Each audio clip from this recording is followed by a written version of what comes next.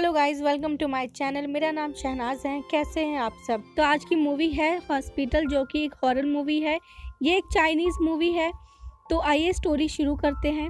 Movie की शुरुआत होती है एक रिपोर्टर दो कैमरामैन के साथ में जिंगलिंग हॉस्पिटल के बाहर खड़ी होती है, जिसको ऑनलाइन सबसे ज्यादा वोट मिले थे सुपरनैचुरल लोकेशन के लिए। 1991 में यहाँ पे बहुत सारे सुसाइड केस हुए थे। वो छोटा सा बच्चा हार्ट प्रॉब्लम से जूझ रहा था। उसकी सक्सेसफुल सर्जरी हुई थी, जिसके बाद उसकी मिस्टीरियस मौत हो गई। जिसके बाद उसकी माँ ने उसके सामने खुद को आग लगाकर सुसाइड कर लिया। और इसके बाद यहाँ बहुत सारे नर्स ने सुसाइड किया और सुसाइड का सिलसिला शुरू हो गया। जिसके बाद इस हॉस्पिटल में काफ़ी सारी अजीब घटनाएं हुई और इस हॉस्पिटल को बंद कर दिया गया। उनमें से एक कैमरामैन अंदर जाता है और कुछ आवाज़ सुनकर डर कर वहाँ से भाग जाता है। नेक्स्ट सीन में तो हम देखते हैं जिंगलिंग नाम के हॉन्टेड हॉस्पिटल में प्रिस्ट और उनका बेटा हॉन्ग दोनों दो लड़कियों का वेट कर रहे हैं। वो आदमी प्रिस्ट है। वो लोगों को उनके मरे हुए लोगों से मिलवाने और बात करवाने के लिए पैसे लेता है। ये उसका बिजनेस है। वो मरे हुए लोगों को देख सकता है। यही काम उसके पिता भी करते थे और अब वो चाहता है कि ये काम उसका बेटा भी सीखे और उसके साथ ये काम करे। मगर उसका बेटा इस काम में इंटरेस्टेड नहीं है। वो कहीं जाके नौकरी ढूंढना चाहता है और नॉर्मल लाइफ जीना चाहता है। ये दोनों इस हॉन्टेड हॉस्पिटल में उस दो लड़कियों का इंतजार कर रहे हैं, जिनके अपनों से ये उनको मिलवाएंगे। उनमें से एक लड़की वहाँ आ जाती है। वो प्रीस्ट को पैसे देती है। वो कम पैसे होते हैं। प्रीस्ट उससे और पैसे मांगता है। वो उससे और पैसे देती है। वो अपने मरे हुए हस्बैंड से मिलना चाहती है। प्रीस्ट उसे बताता है वो मौत और मोक्ष के बीच में फंसा हुआ है। ये कभी न खत्म होने वाला सर्कल है। प्रीस्ट कहता है अगर वो यहाँ है, इसका मतलब वो उस सर्कल में फंसा हुआ है, मौत और मोक्ष के बीच में। और वो ये जानता भी नहीं है कि वो मर चुका है और वो इससे सफ़र करेगा। तुम जितना उससे ढूंढोगी वो उतना ही इस सर्कल में फंसा रहेगा और वो मोक्ष नहीं पा पाएगा। वो उसे कहता है जब वक्त आएगा तो तुम पछताना मत। अब प्रीस्ट अपने बेटे हॉन्ग को पूजा शुरू करने के लिए कहता है। तभी वहाँ वो दूसरी लड़की आ जाती है जिसका नाम मैंग है। अब वो दोनों लड़कियों के साथ में पूजा शुरू करते हैं। दोनों लड़कियों को एक एक चाम देता है जो उन्हें आगे आने वाले खतरे से बचाएगा। वो चाम उसे सीने पर लगाने के लिए कहता है और कुछ भी हो जाए वो किसी हाल में इस चाम को ना निकाले, ये इंस्ट्रक्शन देता है। अब वो सारे उस मुर्दा घर में जाते हैं और प्रीस्ट उन दोनों लड़कियों को उन बॉक्स में लेटने के लिए कहता है जिसमें मुर्दे को लिटाया जाता है। अब वो दोनों लेट जाती हैं और उन बॉक्स को बंद कर दिया जाता है। उस बॉक्स के अंदर उन दोनों लड़कियों को कुछ आवाजें सुनाई देती है, जिसके बाद उन दोनों को डर लगता है और वो उसे खोलने के लिए कहती है। अब प्रीस्ट और उसका बेटा हॉन्ग दोनों उन दोनों के बॉक्स पे अगरबत्ती लगाता है और दोनों को बाहर निकालता है और वो उससे कहता है कि अभी भी मौका है, अगर तुम दोनों रुकना चाहते हो तो इसे यहीं खत्म कर सकते हैं। इसके आगे बहुत खतरा है। ये तो बस शुरुआत है। वो लड़की कहती है मुझे हर हाल में अपने पति को मिलना है और दूसरी लड़की कहती है मुझे अपनी बहन से आज ही मिलना है, मुझे उससे कुछ पूछना है। हॉन्ग उन दोनों लड़कियों को एक एक वाटर बॉटल देता है। वो कोई नॉर्मल वाटर नहीं है, वो हॉली वाटर है जो इन्होंने किसी स्पेशल फेस्टिवल पर कुएं से निकाला था। अब वो सारे एक सर्जरी रूम में जाते हैं। प्रिस्ट मैंग को सर्जरी गाउन देता है और उसे कहता है ये सर्जरी गाउन पहनकर उस बेड पर लेटने के लिए। तो सू उस गाउन को छीन लेती है और उसे कहती है कि मैं अपने पति से पहले मिलना चाहती हूँ। उसे अपने पति से मिलने की बहुत जल्दी होती है। तो वो गाउन पहनकर लेट जाती है और हॉन्ग उसका हाथ काट करने के लिए कहता है, जिससे ब्लड आएगा और उस ब्लड से आत्माएं अट्रैक्ट होकर उसके पास आएंगी। ये कहता है और सू उसके हाथ से चाकू छीन लेता है। उसे इतनी जल्दी है कि वो अपने हाथ से ही अपने अंगूठे को काट देती है। अब वहाँ लाइट जल जाती है। सू आंखें खोलकर देखती है तो हॉस्पिटल बिल्कुल नॉर्मल होता है और वहाँ उसे कोई नहीं दिखता, ना मैंग, ना प्रीस्ट, ना हॉन्ग। अब वो उठ के दरवाजे की तरफ जाती है तो दरवाजे पर कुछ हलचल होती है और उसे अपने ही चेहरे में घोस्ट नजर आता है। तभी हॉन्ग उस पर हॉली वाटर डालता है और उसे होश में लाता है। तो उन लोगों को अपने हस्बैंड की फोटो दिखाती है। तभी स्टोरी पास्ट में जाती है। नर्स सू और उसके हस्बैंड को बताती है कि जो डॉक्टर ऑपरेशन करने वाले थे, डॉक्टर चैन, वो ऑपरेशन नहीं कर पाएंगे। उनकी जगह आज डॉक्टर लिन ऑपरेशन करेंगे। नर्स उन्हें बताती है कि डॉक्टर चैन कल बेसमेंट में आग लगने के वक्त हेल्प करने में उनका पैर फिसला और वो गिर गए, जिसकी वजह से उनका हाथ टूट गया। इसलिए आज ऑपरेशन डॉक्टर लिन करेंगे। अब वो दोनों वहाँ से चले जाते हैं। सू अपने हस्बैंड को बताती है कि उसके पास एक गुड न्यूज़ है जो वो सर्जरी के बाद उसे बताएगी। ऑपरेशन के बाद सू को पता चलता है कि उसके हस्बैंड की मौत हो गई। सू प्रेजेंट में आती है और उसे कहती है कि डॉक्टर और नर्स की वजह से मेरे हस्बैंड की मौत हो गई, वो दोनों उनके कातिल हैं। तो मैंग उससे लड़ने लग जाती है। वो कहती है हॉस्पिटल में नर्स उनके देखभाल करने के लिए होते हैं, उन्हें नुकसान पहुंचाने के लिए नहीं। तो वो उसे कहती है कि तुम क्या जानती हो उनके बारे में।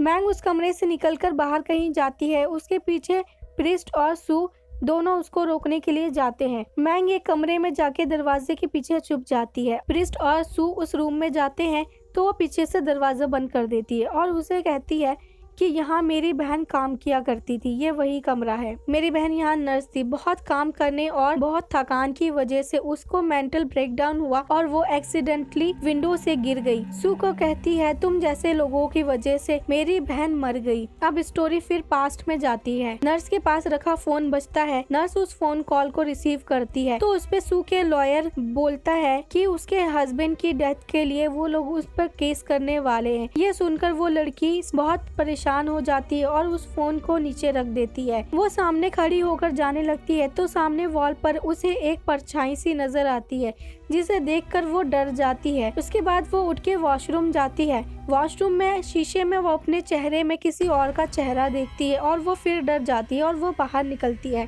वो वॉशरूम से बाहर निकलती है, पोसेस की हालत में विंडो से जंप कर देती है। कहानी प्रेजेंट में आती है।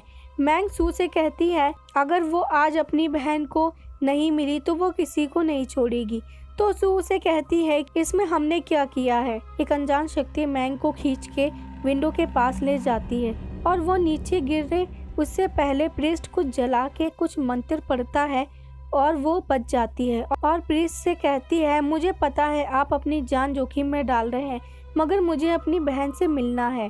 प्रिस्ट होली वाटर की एक ड्रॉप उसकी आँख में डाल देता है और वो आँख बंद करती है। आँख बंद करने के बाद में वो अपनी बहन के सामने होती है। उसकी बहन फोन में बात कर रही होती है। वो फोन पर बात करती है। वो घर नहीं आ सकती, हॉस्पिटल में बहुत काम है, वो बहुत थकी हुई है, उसे आराम चाहिए। यहाँ हॉस्पिटल में बहुत कुछ चल रहा है जिसकी वजह से वो घर नहीं आ सकती। मैंग अपनी बहन को परेशान रोता हुआ देखकर खुद भी रोने लग जाती है और उसे कहती है कि तुम अगर खुश नहीं हो तो तुम मुझे बता सकती हो, तुम घर क्यों नहीं आई, क्यों मुझे छोड़कर चली गई, मैं तुम्हारा आज भी इंतजार कर रही हूँ। अब वो प्रेजेंट में आ जाती है और प्रीस्ट को और होली वाटर देने के लिए कहती है तो प्रीस्ट उसे मना करता है। वो उसे कहता है इसे ज्यादा यूज करने से यंग एनर्जी पर हावी हो जाएगी, इसका नतीजा हम सोच भी नहीं सकते, इतना बुरा होगा।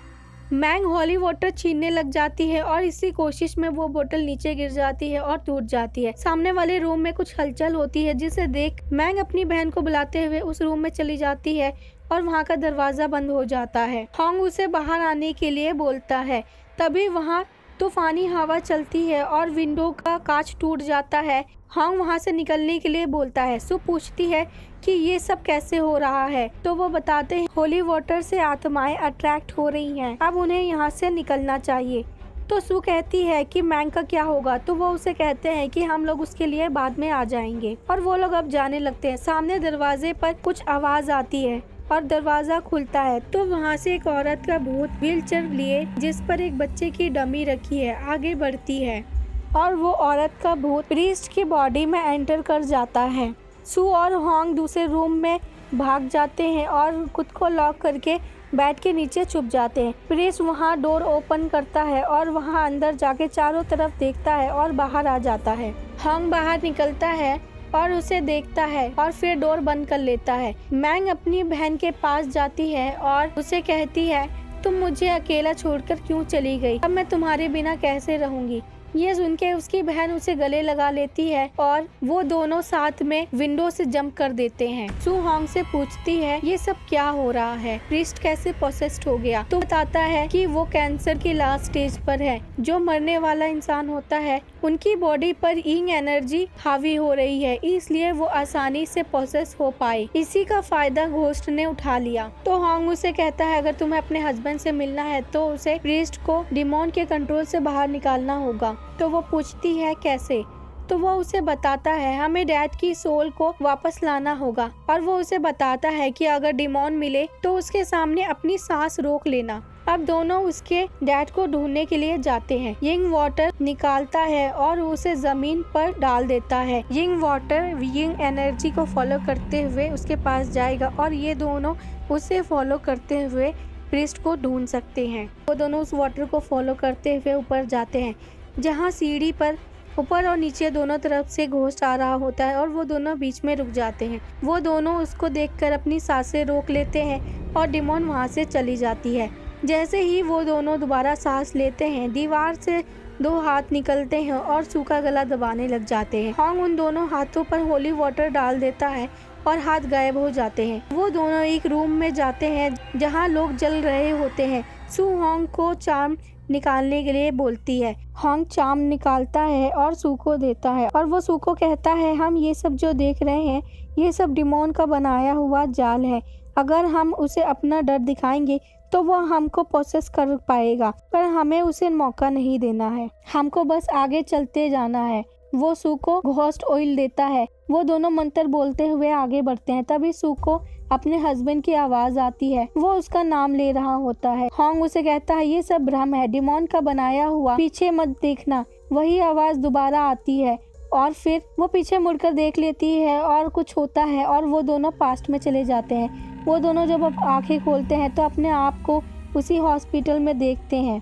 वहाँ हॉस्पिटल में सामने वार्ड में एक नर्स, औरत और बच्चा होता है। नर्स उस औरत को कहती है कि उसका बेटा 1-2 हफ्ते में घर वापस जा पाएगा और वो वहाँ से चली जाती है। उस नर्स को देखकर वोंग और सू पहचानते हैं कि वो शायद मैंग की बहन है। वो लड़का अपनी माँ से कहता है कि उसे आइसक्रीम खानी है, प्लेग्राउंड में जाकर खेलना है। तो उसकी माँ कहती है कि हाँ वो जल्दी ही ये सब कुछ कर पाएगा और वो उसके लिए केक लाएगी और वो दोनों सेलिब्रेट करेंगे। फिर वो औरत वहाँ से कुछ काम से नीचे जाती है। उसे देखकर हॉन्ग कहता है कि ये वही घोस्ट है। अब हॉन्ग और सू दोनों बच्चे के रूम में जाते हैं जहाँ उस बच्चे की तबीयत खराब हो रही होती है और वो अपनी माँ को याद कर रहा होता है। हॉन्ग डॉक्टर को बुलाने जाता है और सू नर्स को बुलाने वाला बटन दबा देती है। डॉक्टर और नर्स वहाँ आते हैं और इमरजेंसी ट्रीटमेंट देते हैं उस बच्चे को, पर वो बच्चा बच नहीं पाता है।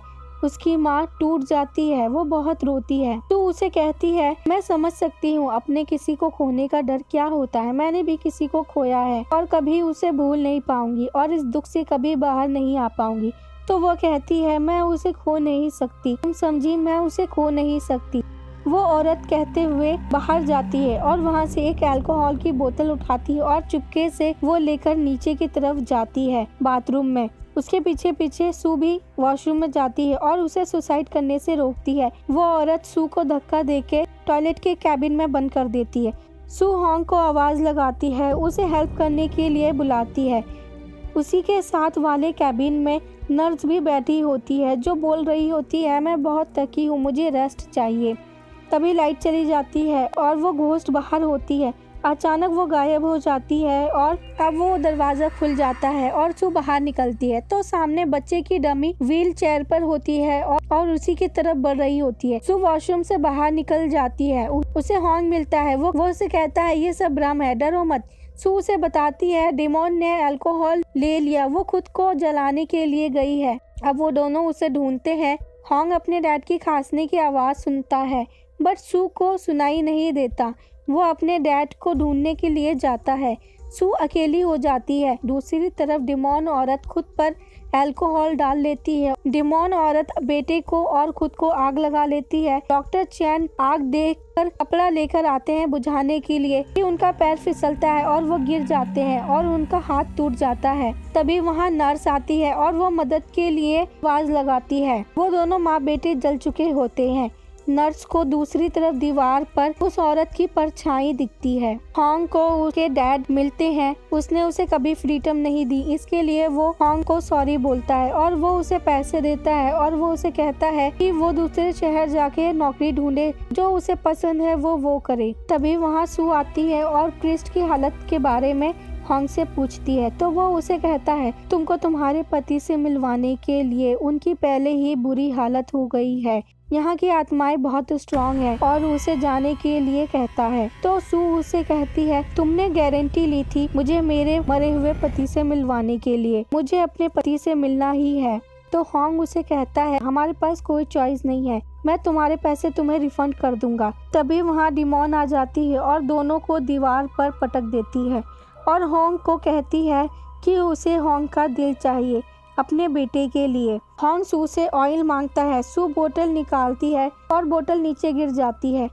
डिमोन होंग का दिल निकालती है और पीछे से सू ऑयल बोतल निकालती है और उसे ओपन करती है। तभी डिमोन पीछे मुड़कर देखती है और सू को हवा में उठा देती है और सू हवा में रहते हुए ऑयल की खुली बोतल को डिमोन पर फेंक देती है और डिमोन गायब हो जाती है।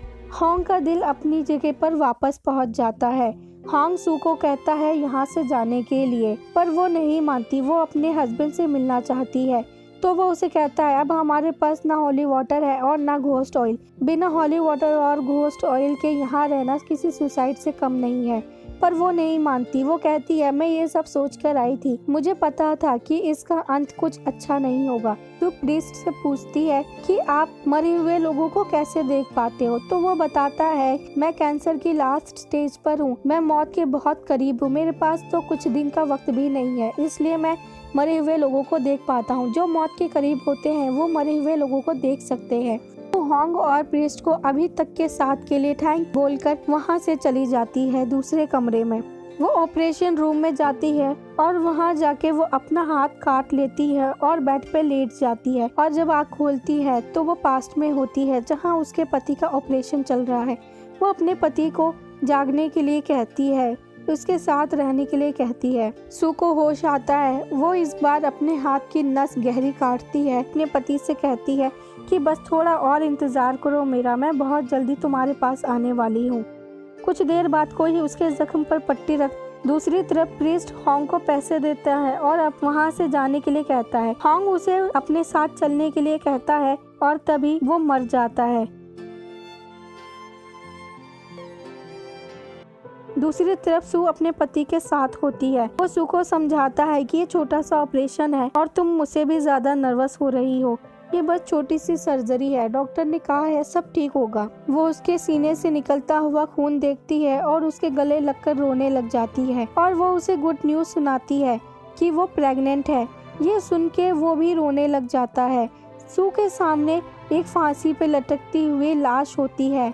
होंग को कुछ आवाज़ सुनाई देती है। उसे लगता है कि वहाँ कोई है जो उसकी मदद कर सकता है और वो उससे हेल्प मांगता है। वो उसे आवाज़ लगाता है और कहता है उसकी डैड को बचाने के लिए। वो प्रीस्ट की लाश को छोड़कर देखने के लिए जाता है बाहर। हम उसी रिपोर्टर लड़की को और उसके कैमरामैन को वहाँ देखते हैं जिसको हमने मूवी की शुरुआत में देखा था। उनमें से एक कैमरामैन हॉस्पिटल के अंदर जाता है जिसकी आवाज़ सुनकर होंग बाहर आता है और उससे बात करने की कोशिश करता है, बट तभी वो कैमरामैन होंग के आर पार हो जाता है। वो कैमरामैन वहाँ कुछ आवाज़ सुनकर वहाँ से भाग जाता है। उसके मैन के साथ साथ दूसरा कैमरामैन और वो रिपोर्टर भी वहाँ से भाग जाते हैं और वो हॉस्पिटल का दरवाज़ा अपने आप बंद हो जाता है और हम खिड़की के अंदर देखते हैं प्रीस्ट, उसका बेटा होंग, सू और मैंग, वो चारों वहाँ होते हैं। वो चारों मर चुके हैं। यहाँ हमें पता चलता है कि होंग की मौत हो चुकी है। होंग की मौत तो तभी हो गई थी जब घोस्ट ने उसका दिल निकाला था। यहाँ आप सोच रहे होंगे कि अगर होंग मर चुका था तो सू और प्रीस्ट उससे बात कैसे कर पा रहे थे। तो जैसा कि प्रीस्ट ने कहा कि जो मौत के करीब होता है वो मरे हुए लोगों को देख सकता है। प्रीस्ट कैंसर से मरने वाला था, इसलिए वो उसे देख पा रहा था और बात भी कर पा रहा था। सू कुछ देर बाद अपने हाथ की नस काट कर मरने वाली थी, इसलिए वो भी होंग को देख पा रही थी और उससे बात कर पा रही थी। सेम इसी तरह मैंग भी कुछ देर बाद विंडो से कूदकर मरने वाली थी, इसलिए मैंग अपनी बहन को देख पा रही थी। ये कहानी यही खत्म होती है। तो गाइज, आपको ये मूवी, इसकी कहानी कैसी लगी प्लीज़ कमेंट करके बताइए। और अगर आपको किसी मूवी या वेब सीरीज़ की एक्सप्लेन वीडियो देखनी है तो मुझे वो भी कमेंट में बताइए। गाइस, प्लीज़ इस वीडियो को लाइक कीजिए, अपने फ्रेंड्स, फैमिली और सोशल मीडिया पे शेयर कीजिए और मेरे चैनल को सब्सक्राइब कीजिए। मेरे चैनल को ग्रो करने में मेरी हेल्प कीजिए। मुझे आप सबके सपोर्ट की बहुत ज़्यादा ज़रूरत है। Thank you.